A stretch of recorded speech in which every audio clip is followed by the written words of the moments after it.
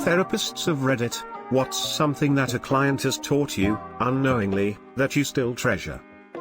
Good question, wish it had more traction. I'm a mental health therapist in a high school. One of my clients has CP and has almost no mobility. She taught me to stop treating doing things for myself as a chore, making a meal, exercise, housework etc., because I'm lucky that my body allows me to take care of myself.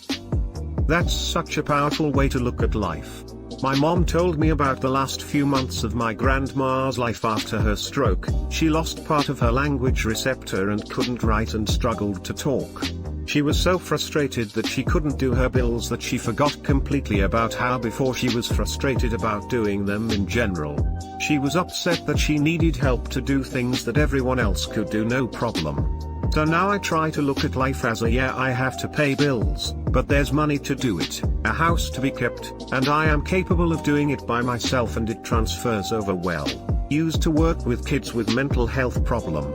The thing that has stick with me the most was what a teenager with autism once said to me. Sometime I feel really bad because the weatherman on TV tell me it'll rain tomorrow and most of the time he's right but sometime he's wrong and it's sunny.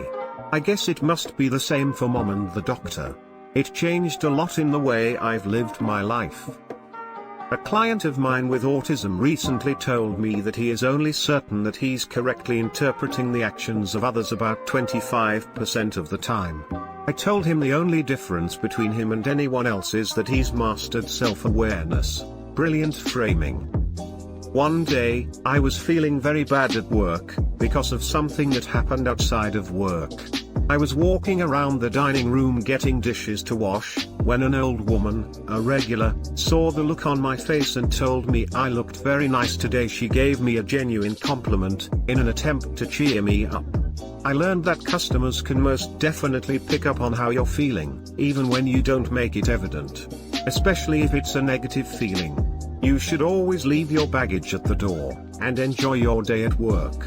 I am so thankful she was compassionate enough to try to cheer me up, instead of commenting on how I didn't look happy, or wasn't working fast enough, or complained to the owner. Definitely learned a good lesson that day. I had a client who was diagnosed with anxiety and depression. He is 15 and refused to take medication for it. His grandmother came to stay with him from India and together they began meditating. My first session with him was 2 weeks after his grandmother came. He was in such a bad place. He wasn't eating and was having panic attacks. He was adamant about not taking medicine despite his bad state. I helped him a little through CBT, but it was the meditation that was helping him. Over the next 6 weeks that I worked with him, it was amazing to see this young man come back to life. He started to show interest in doing things again and you could see the life return to his eyes. At the last few sessions he was laughing and his mother was saying that she has not seen that side of him in over a year. I have heard about meditation helping people with depression and anxiety, but I was a skeptic. This client showed me just how powerful meditation is. CBT, cognitive behavioral therapy. Something I inadvertently taught my therapist is when I'm really struggling to start my day, I divide it up into quest objectives a la video games. EA shower, breakfast and dress, get to work on time, complete at least 3 briefs today and so on and so forth. It really helps me set short-term goals for getting through the day. She told me she has subsequently used this method with other clients and it's worked well. That's so awesome. Without exception I learn from every single one of my clients. I've learned that 12-year-olds can think and talk with the wisdom of an 80-year-old and you can be in your 60s and have lived with stunting trauma for decades. I've learned that life can beat someone every which way and give them the shittiest deck of cards and they still find things that make them smile.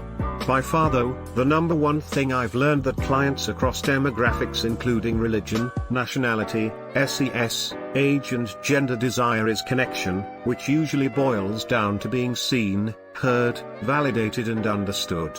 It is a universal need and all want to feel connected. Yes, even you, self-proclaimed ultra-introvert who never needed nobody, about the waste management services of New Jersey. What happened to the strong silent type like Gary Cooper? That was an American. he did what he had to do.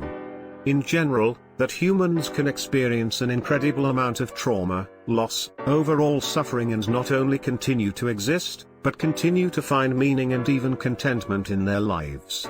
It's helped me to reframe my own trauma in a more helpful way, and also made me less fearful of what my future may hold, recognizing that we can tolerate much, much more than we think we can. Sometimes it's the people who have endured trauma that have an easier time letting things roll or looking at life's speed bumps and saying that happened. How do I handle it? Once you've hit a hard bottom, any hardship that isn't that bad doesn't stress you as much. It also gives you more empathy and compassion for people in a hard spot. When my mother was at her cluster B best, my friends were impressively self-absorbed and actively did not care. People who had endured worse were so much kinder than people who hadn't. My boyfriend recently told me how easygoing I am. Never in my life have I been told I was, or felt like I was, easygoing, quite the opposite. 2 years ago I turned my life completely upside down and finally worked through and moved past my trauma and removed all the negative people from my life. I think that's why I'm easy now. Life is great, and I have an appreciation for what it could be like. Everything now is a cakewalk. I'm a therapist in a psychiatric hospital, and my patients have taught me how thin the line is between being mentally healthy and ill. Many of my patients were healthy and high functioning until one event happened to them. That could be anyone. We are all just one incident away from being permanently ill. I am grateful and humbled by the tenacity of my patients, and for each day I am healthy. My teenage clients are how I learned about Reddit. Yes. I talk about Reddit to my therapist occasionally. Teen clients are how I learned about TikTok, Yeet, Billie Eilish and VSCO girls, smiley face. The conjugation of to yeet. That you can't solve every problem. When talking about two people being in a relationship, a child I was working with described it as 1 + 1 = 2. Changed the perspective of my other half, or looking at two people in a relationship as whole. I know use two distinct wholes, one person, who choose to come together as two. To add to this, just this week in my session my counselor used the analogy of a three-legged stool for a relationship, and similarly I said that I always have seen a relationship as three people. There is me, you, and us. Each of the three need to be cared for to function. Steven Universe, the cartoon allegedly for children, uses that analogy. When two of the heroes fuse, they turn into a fusion who is a third person made of the two components, but with their own different powers and personality. One character is a permanent fusion and sings a song about it after being split up and reunited, including the line, "I am more than just the two of them." It's a really good show that I would recommend to anyone. Put a serious tag on this if it's not too late. Damn, I almost did too. As a therapist I appreciate so much about this whole post. I was the patient, but during an early session I mentioned the Chaplin quote, "A day without laughter is a day wasted." And my therapist had never heard that before and said they were going to use that. I saw it as a quote hanging on their wall soon thereafter. I used a similar quote when eulogizing my best friend at his funeral. E. Cummings, "The most wasted of all days is one without laughter." Obligatory, not a therapist, but a patient who'd like to think that I teach her things. I often express my issues through humor. For humor, I tend to use a lot of made-up words or meme lingo which she doesn't really understand. I teach her all sorts of things and what they mean. However, she has a very thick Hispanic accent, we live in the US, and can't really pronounce some words well, which makes it even better for me. We did a project one time where she had me or a friend draw turtles on my arm when I felt like self-harming, because turtles are my favorite animal. But she pronounces it turtle and I'll never correct her on it. Anyways, she once told me to eat my negative emotions. I love her, and I hope that she really is learning some stuff from me lol. Or she sounds amazing. I work with college students, freshmen all the way through final years of PhD programs, med school, etc. I'm amazed by their constant desire for knowledge. 18 and 40 it doesn't matter. There is an information lust in all of them. It makes me more passionate about my field, and I go to trainings and conferences thrilled to learn thanks to them. It's incredible. The difference in my mental state from working outpatient to working exclusively with the student population is amazing. They've saved my career. I don't think there's been anything unknowingly that my patients taught me. I have learned a lot from my patients, both unrelated to the therapy and also about it.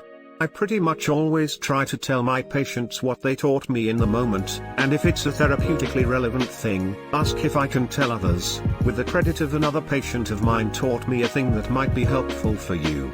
But learning something in general, not unknowingly, happens a lot. I was with a patient who said, "I'm your most important patient, because you're with me right now." I've taken that with me. No matter how busy I am, I try to focus on that one patient like I have all the time in the world. How to let go, over and over again, of people I care about. So many years of intensely relating, and giving, and letting go. I treasure the gift of being in the place to learn that lesson. It has helped me be a better friend and family member, to not hold on so tight, that everyone suffers in some way or another. The circumstances leading up to the suffering are different, but the underlying emotional pain is the same. You can't compare circumstances with others, and this comparison often leads to more misery. But you can connect with people by sitting with their suffering. Edit a word. You don't have it any better, you don't have it any worse. You're an irreplaceable human soul with your own understanding of what it means to suffer. And that's a huge bummer. AJJ people too, still people in. I work with a lot of grad students, which means I learn a lot about various research projects in areas from archaeology to vet med to communications. As a researcher myself, I always enjoy learning more about other areas. Just today someone said to me, "I tell myself all the time if I can stay sober for the next 30 minutes I'm going to make it." Sometimes I have to tell myself that more than once, but I make it every time. It really got to me today, that little saying has so much meaning behind it for so many things. It put in perspective for me that dealing with certain issues is a minute-by-minute thing, but I can make it no matter what. This reminds me of the quote from the Netflix show, Unbreakable Kimmy Schmidt. "Do you think you can handle this for 10 more seconds?" I learned a long time ago that a person can stand just about anything for 10 seconds, then you just start on a new 10 seconds. All you have to do is take it 10 seconds at a time. Doing anything for 10 seconds or 30 minutes is much less daunting and seems more achievable than arbitrary or non-specific long-term goals. I just finished this show and I am so sad it's over. The biggest thing I take away from all my sessions is how amazingly resilient and optimistic people inherently are. When we push through all the negative thoughts and faulty beliefs that keep us stuck, our core is hope and promise for the future. Small children are the best examples of this. They can have experienced horrific traumas and come out on the other side well adjusted and having learned to develop healthy attachments. I'm amazed every day by my clients. Speech therapist, so not a psych. But did learn sometimes the things that worry you as a therapist, don't worry the client, and if they're not worried you shouldn't be worried because you're there to help them, not impose on them. Absolutely. You and I can be experiencing the same, subjective, amount of anxiety, but it isn't an anxiety disorder for you because it doesn't cause distress in your day-to-day life, where it all but disables me and is therefore a disorder. It's all subjective. Your idea of normal is different from mine, and it's not my job to tell you how to live, just to help you get to your normal. It's bittersweet. I had child PT that thought that she was overweight. I explained to her that her weight includes her muscle and organs and bones. I taught her that muscle is much denser than fat. I told her a fun fact that her head weighs 8 pounds. She thought she was all fat. Her face lit up. I was sad that she was so concerned with her worth in terms of weight, insert feminist rant here, but that I got to teach her. I love that part of my job includes teaching people like this. I like to tell myself it's muscle when I gain weight after working out, but I still feel fat, so who knows lol. At least now I know my fat head is 8 pounds. I'm a therapist for children with autism. These kids go to school and then therapy 5 days a week, adding up to 10 hours a day, more than some working adults. Most of the kids at least. They work hard to increase their skill sets. I have struggled with severe anxiety and still struggle with it sometimes.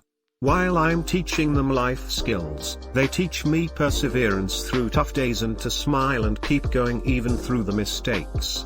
These kids never fail to amaze me, and I'm so proud to say I work with them. Human beings are shockingly determined and resilient, even if it's not in the direction you'd expect.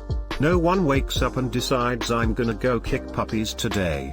People are assholes by design. Someone taught them this behavior is okay somehow, and sometimes it was through pain. Find that core, and you can find empathy for almost anyone. If you can feel empathy for someone, then you might just be able to speak with and connect with them. This is the biggest thing I've learned as a therapist. You can feel empathy for anyone if you listen to their story. As part of my internship when I was first starting out, I worked with sex offenders. I was very concerned that I was not going to be able to connect with them. But as I got to know them, I realized that so many of them were abused in their past, were put in terrible situations, or were given the short end of the stick over and over again with no help. And while I couldn't condone the behavior that brought them to me, I still was able to find empathy and feel right feeling it for them.